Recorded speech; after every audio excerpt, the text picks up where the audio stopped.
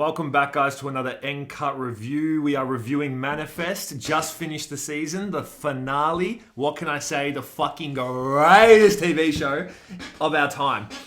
Sunvi is a 10. What's her fucking name? Luna, 10. Grace, 10.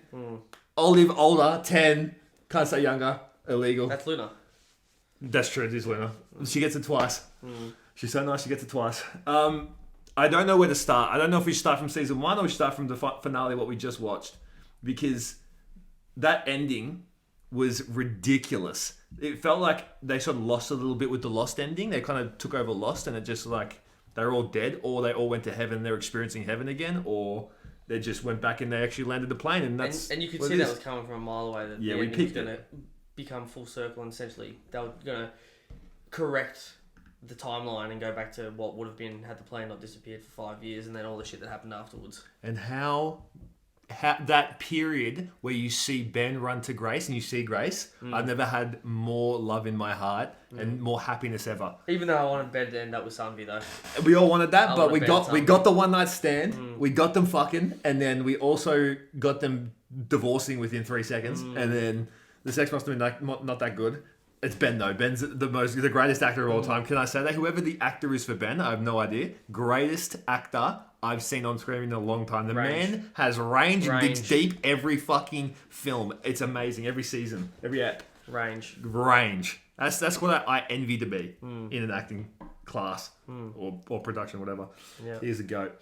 So let's just talk about what happened in that last episode, or to wrap it all up. So we saw Cal sacrifice himself to give them Noah's Ark, which is the initial plane, the Flight 828. And because he had Sapphire and the driftwood that Sunvi threw into the ocean ages ago was the driftwood from Noah's Ark, and that was Sapphire also, he ends up using his powers or whatever he's given, abilities he's given. Gift, his abilities to then be able to allow them to go back on and then allow them to be saved. But they're all the savior was based on the weight of their heart. It's not the weight of what they did. It's like how much hate or resentment they had in their heart. In a way, sacrificing himself to save everybody else lightens his heart up the most. Whereas Angela, who was the counter-savior, was the opposite to that. Was only trying to save herself. She was a so-called flock of 6 people who were the worst people ever. Yeah, she had a cult of the worst Literally people. A cult. She was the Manson family. Yeah. That's what she was. Yeah. She was a piece of shit. And I've never been so happy to see a character die. Yes. And by the way, I can't believe that con man survived. Egan, yeah. Survived because he did have a full character arc. He did have a full arc with his parents, and he also sabotaged the van so that in hopes of them delaying Angelina so that she couldn't get there. All that con work he did, all those seasons, that's not enough. Yeah. For me, that's not enough. I mean, didn't he kidnap their daughter at one point too? Ben's daughter? Probably. She got fucking taken by Angelina for ages. Yeah. It's just ridiculous. That's ridiculous. He should be deaded, but in saying that, even This Is the End does that premise. If you sacrifice yourself, it's like a godly, holy thing. And our man Jared just gets screwed over 9 times, 10 times in this show. Gets dumped at every turn. Gets dumped. Also, as soon as it looks like he's going to have a good relationship on the horizon, gets dumped. He has a baby with a woman. Guess what? Baby doesn't exist. That whole storyline, that whole timeline gets vetoed. So he's just unlucky. Poor guy. Dude, he has the ultimate Riz game. He gets any chick he wants, and he's been with the most toxic one out of all who doesn't want him. Yes, but then she does want him, but then she doesn't want him, then she does want him. Toxic. She's in love with her dead boyfriend. Yeah. And now who's gone back in time and found her again, and they live a loop. Yeah. And then she's broken this loop by going into the taxi, which I forgot that he drove a taxi, and she remembered it. And our great man Bob Vance of Vance Refrigerations has no relationship with Ben anymore, which is just heartbreaking. Yeah. Because that bromance was real. Oh, Bob Vance is the greatest character of all of Manifest. Best character ever. Has to be. Bob Vance Refrigerations. He's the number 1 character. He helped everyone he could. Him and Sunvi. Sunvi has to be our number 1. For me, Grace is my number 2. Bob Vance Refrigerations, Grace, Luna, Sunvi, Ben. Nah, Ben's up there. Ben's up there. Ben's above. Goated. Ben's above. Goated. Ben is goated. They're all even. He doesn't even get ranked. He's just true. He's just the goat. They're just all even. They're so fucking good. Yeah. This and the fact that this show got cancelled after 3 seasons, and then it had sort of a cult following on Netflix because it sort of came out during COVID, and then it garnered a cult following of people saying, bring this back, and then luckily it was picked up by, I think, NBC in America, and they literally came back and just did a fourth and final season to wrap it all up because so many people wanted to see it.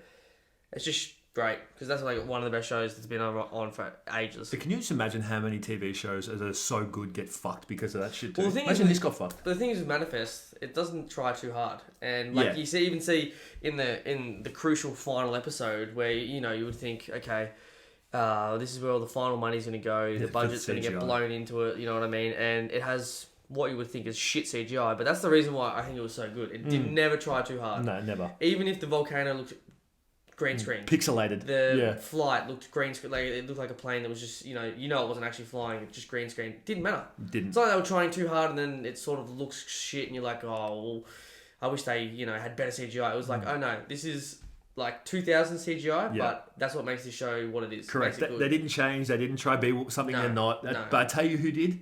Which is why I think Manifest ranks as one of the highest TV shows of all time. Because I don't know about all time, but all time to the people, the Lost people rank the Lost, and it almost ended to the people to the cult following that it has, including us. It's one of the best shows. Fuck Angelina's cult. I'm a part of this cult.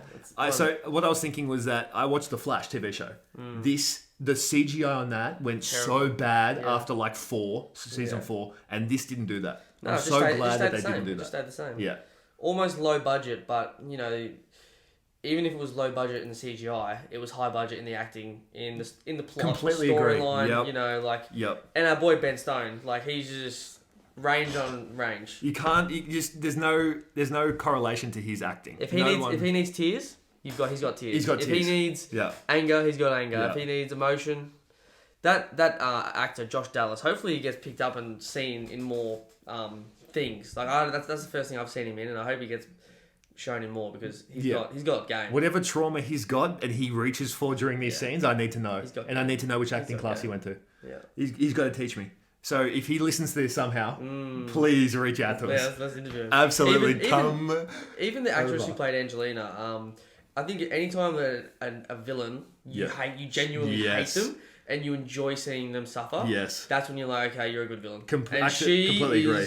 The coup d'etat of villains. Because when she died, that was like the greatest scene of all time in that whole show. Because there was almost a bit there where I thought she was going to survive. And I was like, oh no. They were going to do that weak ass fucking story that you see so often in movies where it's like, she's been evil the whole time and she's done some unforgivable things, but at the end, she turns around and people forgive her and then she forgives herself and then becomes like this cool sort of story arc where it's like, no, we don't want to see that. No, we want to see her die. We want to see death. And I'm so glad we got it.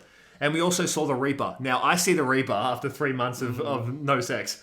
And I saw him there. And it actually gave me flashbacks to when I saw him. I've seen him when I've had sleep paralysis. He's in the corner of the room. He was in the corner of his plane. Not yet, mate. I've still got a little bit to do. He was in the corner of this plane. And not until I meet Josh Dallas and we and he teaches me how to cry on he's going to teach us on command how he does that. Yeah. We saw the Reaper in the plane and he was... Shit CGI again. It was well, he was kind of like a nothing thing as well. Like they all kind of unified and they were like, we did this, we did that, we did all the good. The good beat him, But and he was all the bad from all the passengers who did get. But he was sort of like a plot line in like season 2, and then I think they sort of went. Oh yeah, they did because it was a shadow. And then they sort of went, oh, they didn't really know how to complete it, so they just sort of forgot about it. Same with the crop circle plane that was just in randomly like 3 or 4 episodes and then never brought up again. Same with that Dr. Ball lady. Savvy Ball. No, Dr. Gudo or whatever that. Zimmer. Her and the other one, her protege or second. Like Zimmer was the she was the main chick, the enemy for this whole season, and then you just never see her again. Yeah. So shout out Troy too. Real quick, sacrificed. One time for the one.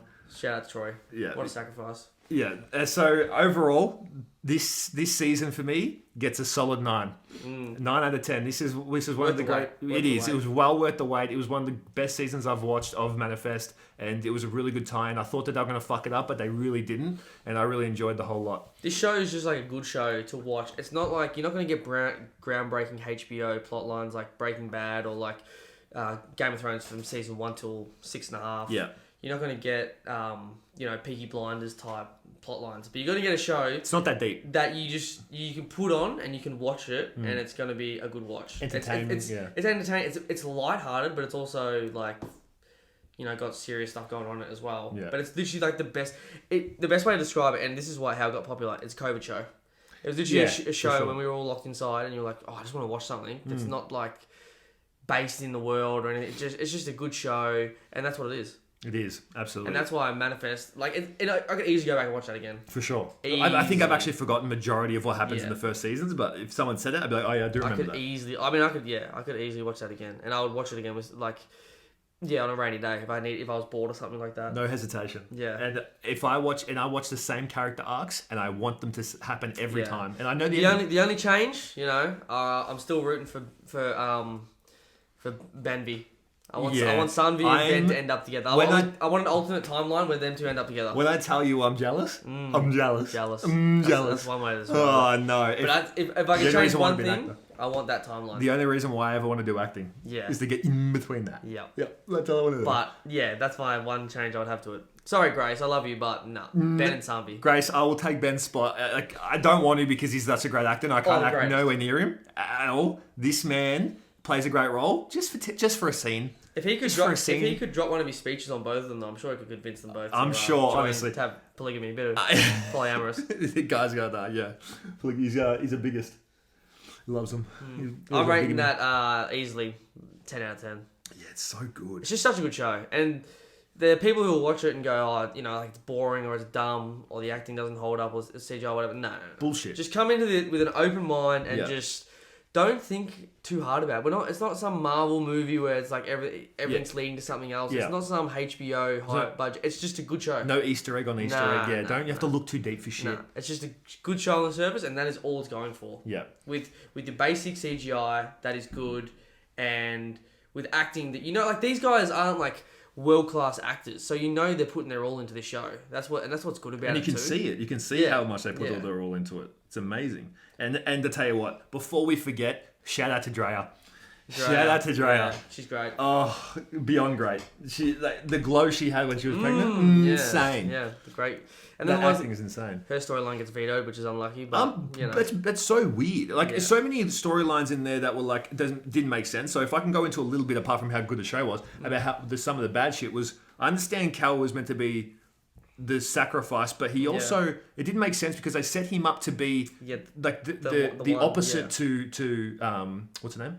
Angelina. To Angelina. And being the opposite to Angelina, you think that he would be the one carrying her into the plane or something, but I was expecting a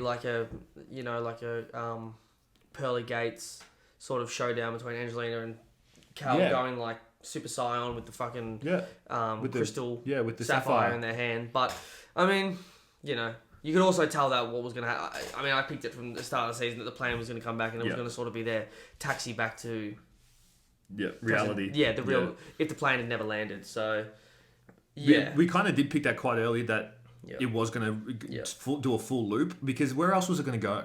Like what other storylines were they going to do? Well, if it didn't get cancelled, I'm sure it probably would have gone a little bit different. But I mean, they had 10 episodes to get it done, and I think they did good for a show that got cancelled and then brought back online. 6 months later. Yeah. They had to scramble, and they got a good gripping season in and a good finish. Yeah, gripping. Yeah. Grip Reaper. For the Grip Reaper. Now, unfortunately, the only downfall of season 4 was not enough Zeke, but obviously 4.1 he's in it a lot, and then 4.2 he's not. Season 4.2 he's not really in it, so that's the only downfall. Yeah. Our boy Zeke. Yeah. So this is just a quick little wrap up of the last season. We will go into in depth in the next one on it, but yeah, this is a little wrap up of the last season because we just watched it. So thank you for watching. This is NCUT. We're out. Peace. NCUT.